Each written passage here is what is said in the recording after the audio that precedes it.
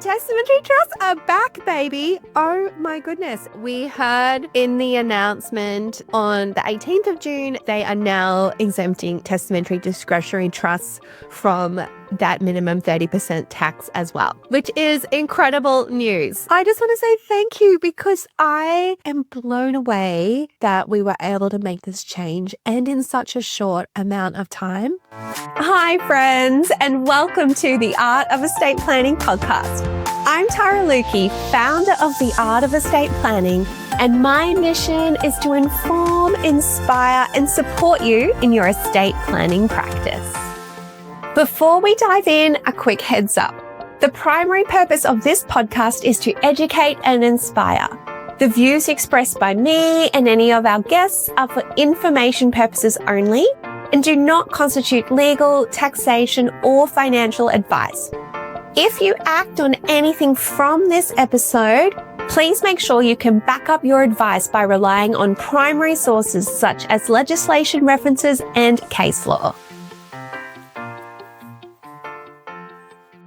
Hi, it's Tara here, and I am jumping in with a special episode because we got a media release from the federal government on the 18th of June about the tax treatment of testamentary trusts. So I have dropped everything to record this episode.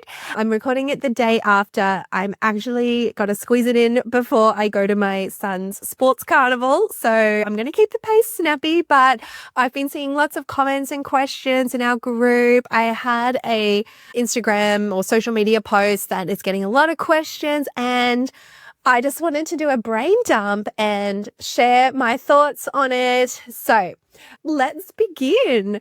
Testamentary trusts are back, baby. Oh my goodness. It's been like 4 weeks and 2 days or something since we first had an announcement that testamentary discretionary trusts would be subject to a minimum 30% tax without any refundable credits from the federal budget announcement.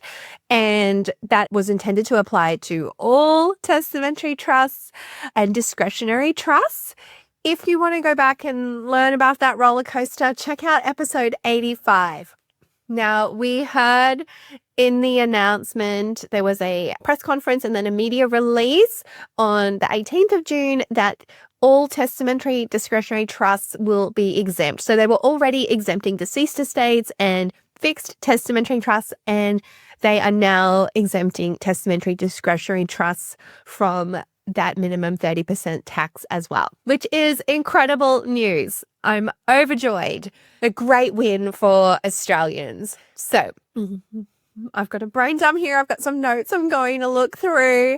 But look, it's never been a better time to be an estate planning lawyer. So much change. Who said estate planning is boring? It is just changing week by week at this point.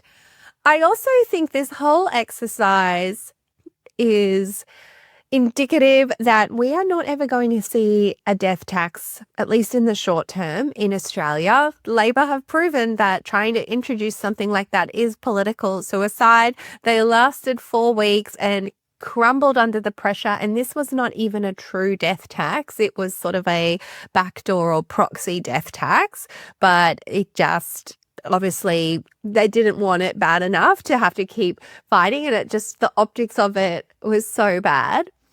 I also think it's incredible recognition of the policy that they are adopting, that testamentary discretionary trusts are unique. So they shouldn't be thrown in the same bucket as family trusts. They can only be established, of course, because a person has died. You only get one chance. You can only put the assets that you owned at the date of death into them. And we've always had this recognition, especially with the accepted trust income treatment. So it's great to see the government is seeing sense and continuing that policy recognition. I'm seeing a lot of comments on social media. I mean, social media is, you get all the whole spectrum there. And there's still people who are very pessimistic from a political perspective. Personally, I don't want to get into the politics of it. I do think it is a really positive sign in the estate planning world, at least, that the government is letting go of including testamentary discretionary trusts in their 30% minimum tax. I do just want to be clear. Some people were thinking that this extended to all discretionary trusts like family trusts, trading trusts, investment trusts. It's just the testamentary discretionary trust, so a trust set up in a will.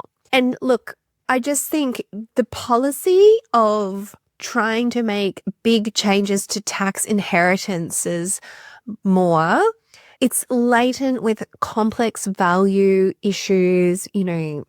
Everything is very tricky when it's a taxing event associated with death.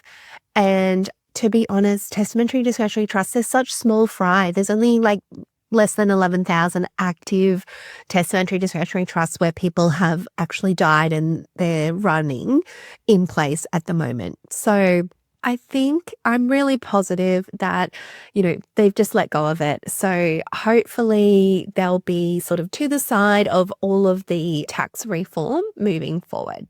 I just want to say I'm overjoyed. I don't know if it's coming through, but I'm still almost in a little bit of shock that we had this crazy roller coaster.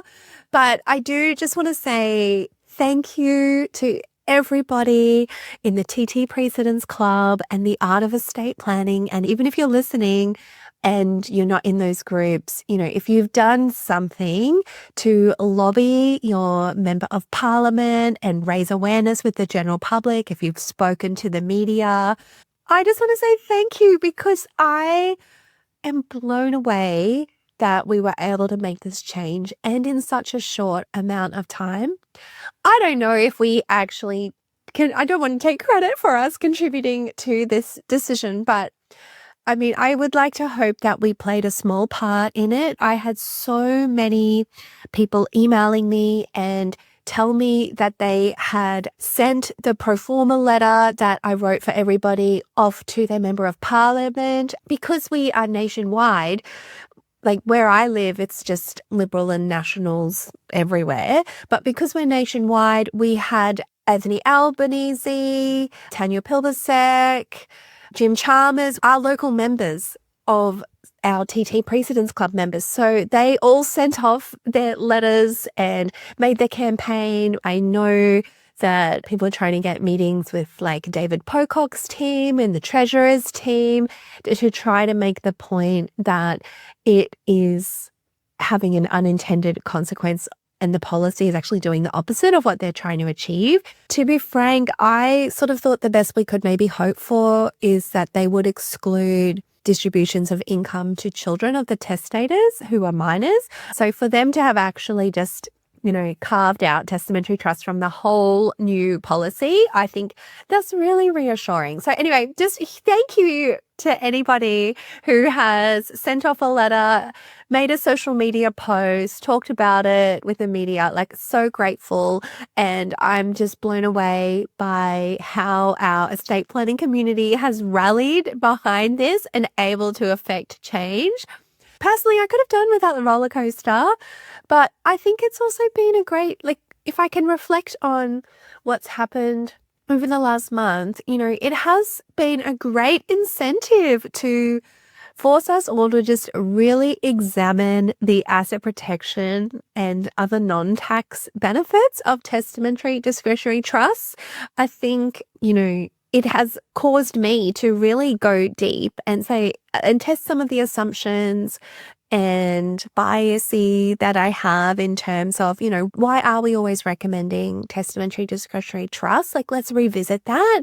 And it's been a great exercise, because even if there was no income tax benefits, if it was either a net or a net neutral tax outcome, or even perhaps having to pay a tax premium for the asset protection, a lot of the times we still landed on the conclusion that the testamentary discretionary trust is worth it for the asset protection alone. So that has been one little silver lining to this crazy roller coaster that we've been on.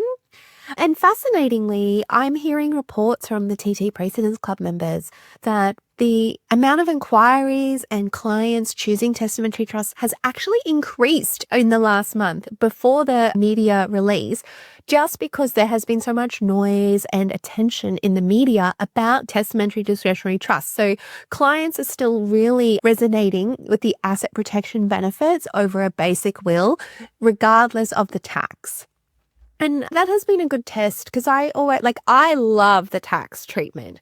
I personally think they have always been, and from now on, they continue to be a tax environment that is incomparable. We just cannot replicate that tax treatment in any way because a person had to die to get this. You can't set it up during a person's lifetime to get the same thing. But a lot of the general public don't think from a tax perspective. Tax is very, I don't know how it works. I just have to pay. It just gets taken out of my paycheck and, I try not to look at it. And that's fine, totally fine. But I think, for them, they're motivated to get people to take action. They're not driven by tax savings. They're driven by protecting their legacy, protecting their minor children, keeping it in the bloodline. And we've really seen that with the client response when we thought that the testamentary trust income treatment could be at risk. So that has been I just think, it's never been a better time to be an estate planning lawyer who has testamentary trust capability.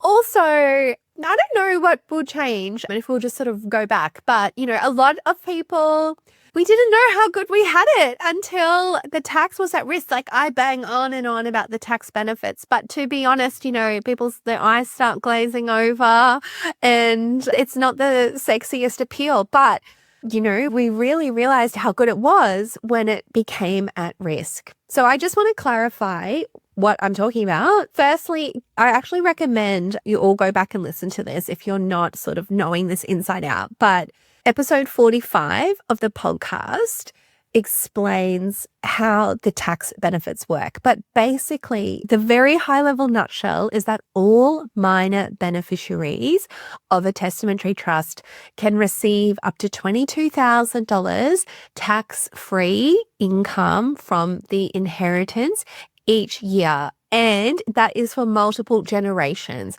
So I've got a testamentary trust in my will. My minor children will have that until they become adults. And then it will just actually continue because the way it works is that minors are taxed at adults rates instead of paying penalty minor rates that you get from a family trust. So, even if they aren't actually earning very much until they're 25 because they're at uni, then they still get all that tax-free income.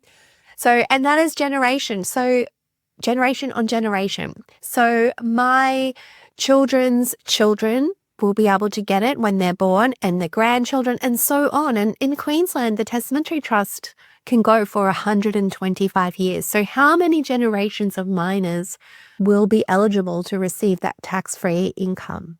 And you cannot get that with a family trust.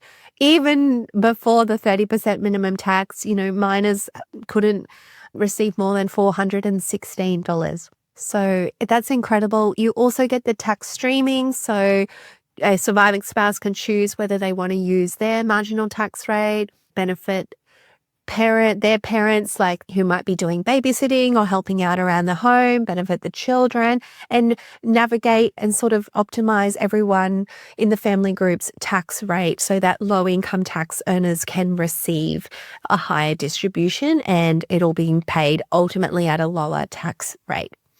So if you don't really understand how any of that works, if the words accepted trust income treatment just draw a blank for you, can I really encourage you to join my online course, Testamentary Trust, the Essential Guide for Australian Lawyers. I do a big deep dive into how this all works. Obviously, it covers everything about testamentary trust. It is the essential guide, but we also go deep on the tax because there's nothing like tax changes or tweaks to make you realize that you need to understand how this works at a very detailed, fundamental level. And yes, you can sort of just quote off, the 22,000 tax free, but for you to really feel confident about the impact, how we might change our strategy, how to talk about it with clients, how to make sure you don't do anything that inadvertently jeopardizes the tax treatment. You've got to understand how it really works at a mechanical level. And I'll be talking about this in about 5 seconds, but I don't actually think they're going to change too much of the mechanics now. So if you haven't got the course, go buy it. You get lifetime access. You won't regret it. It will really just round out any of those knowledge gaps for testamentary trust. So let's get to the details of the media release. I'm going to pull that up on my screen now. We don't have any legislation again. We are just going off a few paragraphs in a media release. I'll put the media release in the show notes so you can read it. But they've said, and I should say most of the media release is actually about capital gains tax small business concessions for small businesses. So the testamentary trusts have just been tacked on to that. I'm not going to touch on the small business stuff. This is an estate planning testamentary trust podcast, so we're just going to focus in on that. So they have said, I'll read it out. In response to targeted consultation following the budget, the government will exempt income from all types of discretionary testamentary trusts from the minimum tax, provided they are established for genuine testamentary purposes. The exclusion will be limited to income from assets of the deceased estate. For discretionary testamentary trust established on or after 1 July 2028, the exclusion will only apply to trusts that can only benefit individuals and income tax exempt entities. We have been clear that there is no tax on inheritances or deceased estates, but we are taking this step to put this beyond doubt. So a big part of this is the heat around inheritance tax was just not worth it to them when it came to testamentary trusts. So hallelujah. Now, people are getting hung up on a few parts of this statement.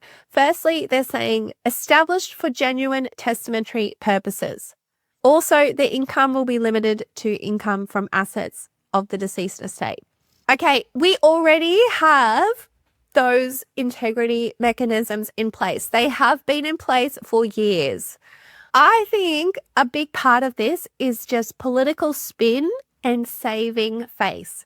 Genuine testamentary purposes. Of course, every testamentary trust is for genuine testamentary purposes. You can only create one under a will, right? As a result of a person dying.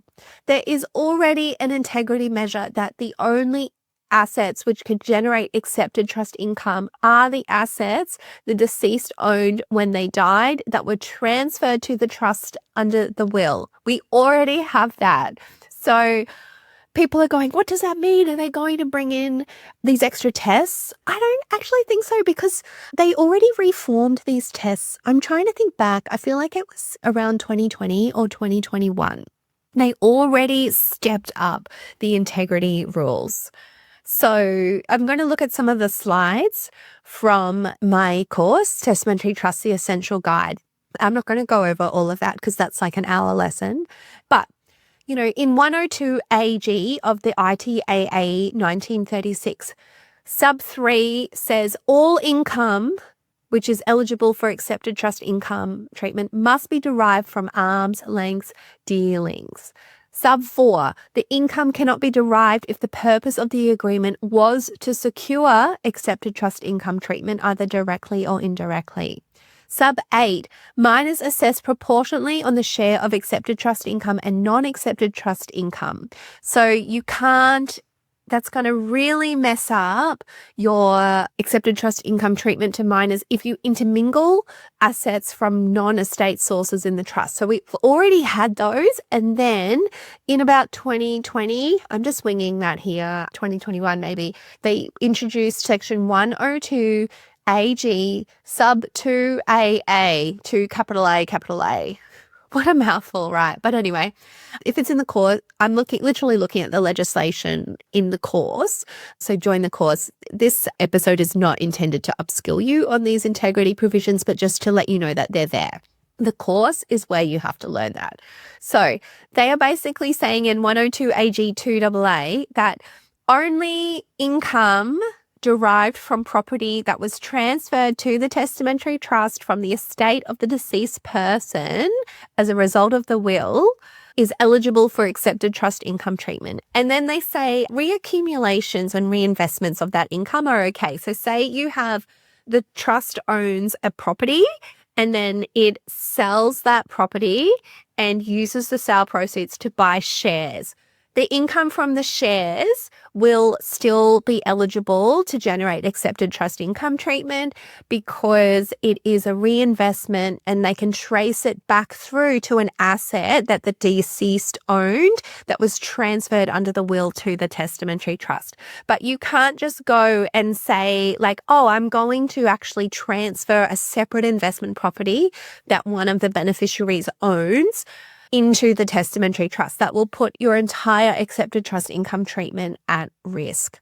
Incidentally, I was having this conversation on a Facebook group with accountants and advisors about whether unpaid present entitlements are going to put accepted trust income treatment at risk. And there's actually a number of private rulings confirming that it's fine if the income distributions are retained in the trust and then used to invest in assets that generate income, then that's okay as well. You'll still be able to get accepted trust income treatment.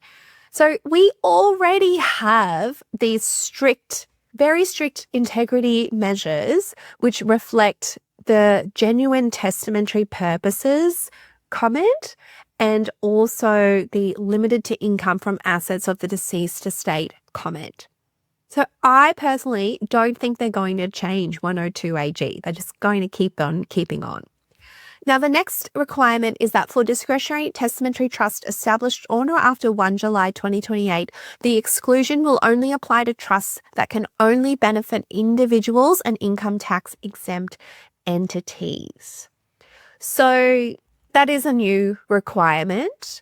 At the moment, a lot of trusts, including the Art of Estate Planning Testamentary Trust, do include like a broad range of tertiary beneficiaries that include related trusts and companies, as well as the income tax exempt entities. So we may, in fact, have to narrow that down to not include those trusts and companies. And to be frank, I can't see that having any issue. I think a lot of the use case, especially where we're talking about ordinary families using these, they are not using corporate beneficiaries. Maybe they were, but like corporate beneficiaries are probably just, over, and that's fine if that's where that lands. It is what it is. We're still getting, like, the big win is the tax-free income to minors. I don't think people are really doing a lot of back-to-back trust distributions. They are inherently complicated anyway because you can't distribute to a trust which has a later vesting date. So I really don't see that being a big problem. We will probably just have to amend the deed. Am I amending my Art of Estate Planning precedents now? No. I'm not going to change anything until I see the legislation. We have got an enormous history of unenacted budget measures. I don't know. If it gets implemented, great. Fine. Not great necessarily. Fine. We'll deal with it. It could also just fall by the wayside as being pretty low priority. So we'll see. And in terms of excluding beneficiaries from trusts, we've been through this, remember? We went through this whole thing around 2020 with the removal of the deceased estate and will exemption under the Foreign Acquisition and Takeovers Act for FIRB. Remember? And also all the foreign person stamp duty and land tax surcharges. So it's not new amending and narrowing a beneficiary class in a will, and I suspect we will just deal with that the exact same way. If we look at how the legislation came in for the FIRB issue, they took a very sensible approach of grandfathering all of the wills before that date. So basically, it was about when the testator made the will, not when the testator died. So that's a very simple thing to either advocate and campaign for clarity. If you made your will after 1 July 2028, you've got to have narrower beneficiaries. If it was made before, you can have the full range. So let's hope they do that. If we see the legislation and it's not sensible, I think, again, we can very easily mobilize and advocate for that.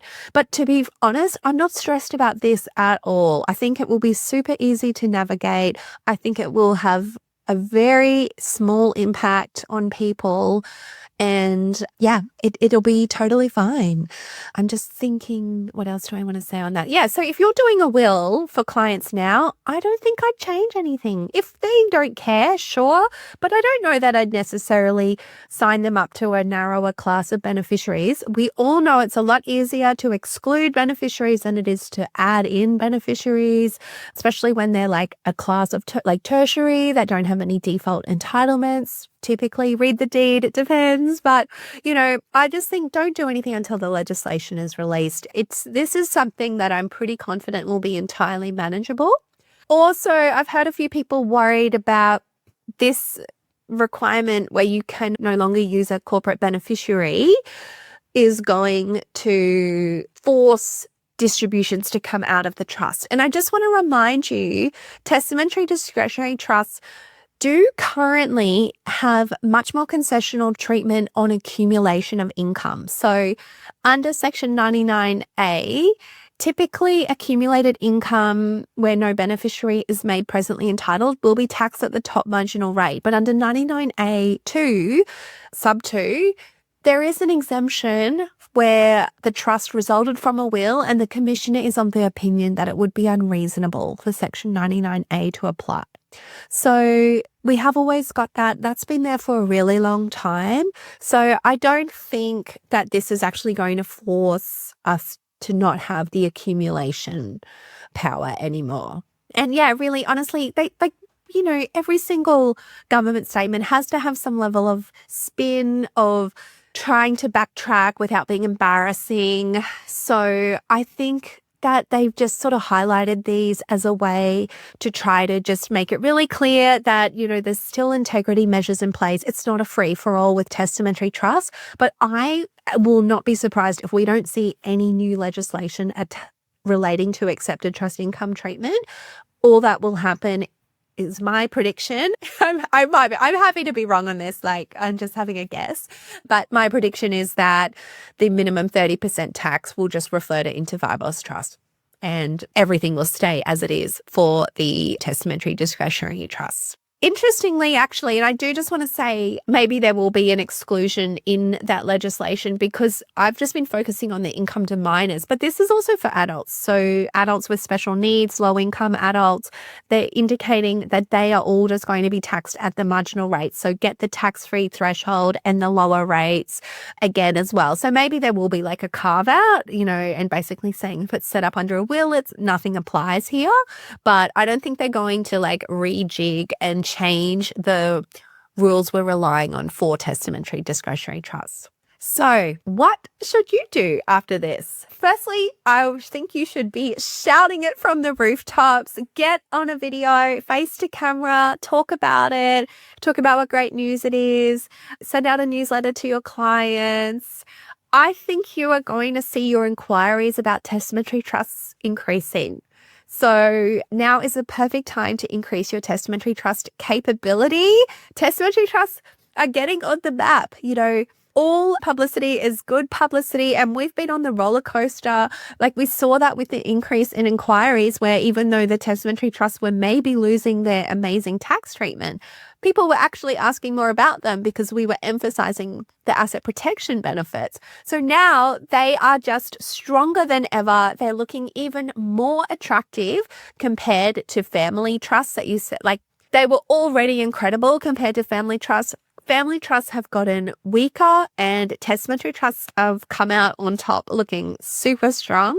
So obviously, if you've already got the art of estate planning precedents or your just make sure that everything is set up to deal with a higher volume.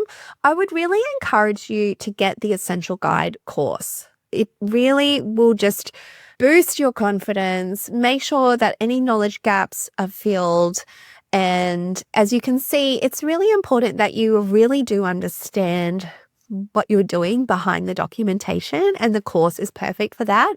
If you do dabble in wills and you want to increase your capability for testamentary trusts and be able to service those inquiries, invest in the art of estate planning precedents. We have everything to get you confident and up and running with starting to deliver testamentary trusts. From the beginning to the end, we've got the whole system for you to plug and play.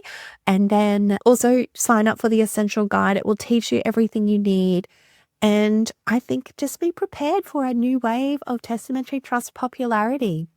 So overall, look, I could have done without the roller coaster, but I am absolutely thrilled. I'm so proud of our community for rallying together and being able to lobby, and hopefully we played a small part in this change in policy. I'm really proud for us, sticking up for the importance of testamentary trusts. It's been incredible that they're getting all of this attention. And hopefully, I'm here to have more Australians use testamentary trusts in their wills, because I just believe so strongly in them. And I do that by supporting lawyers to offer them with confidence and accuracy and have all the tools they need to be able to do that. So I think at the end of the day, there were some highs, there were some lows, but it is really positive. And I'm thrilled to be able to bring you this great news. So look, stay tuned as we see more developments, as the legislation comes out. If we hear anything else, of course, I will update you. We are talking about this a lot in the TT Precedents Club group and the membership as well. So yeah, come join us if you want to keep your finger on the pulse. And yeah, I'll be in touch, and I look forward to talking to you next week. Thanks for tuning in. I'm jumping in really quickly to let you know that this episode is brought to you by our online course, Testamentary Trust, the Essential Guide for Australian Lawyers.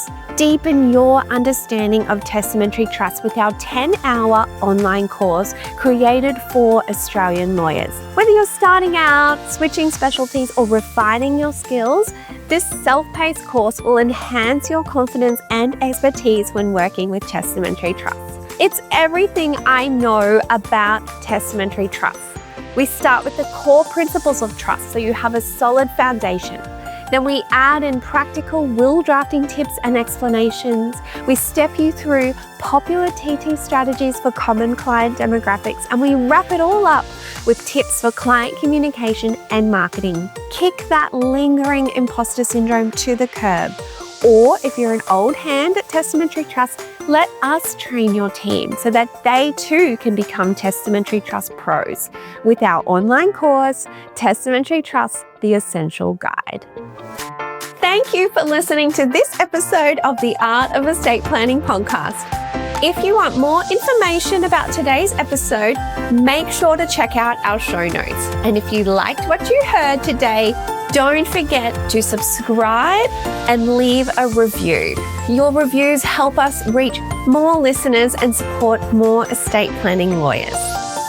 I acknowledge that I recorded this podcast from the lands of the Tarabellang Bunda peoples.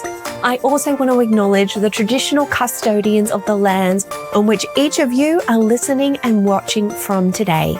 We pay our respects to elders past, present, and emerging, and celebrate the diversity of Aboriginal and Torres Strait Islander peoples and their ongoing cultures and connections to the lands and waters of Australia.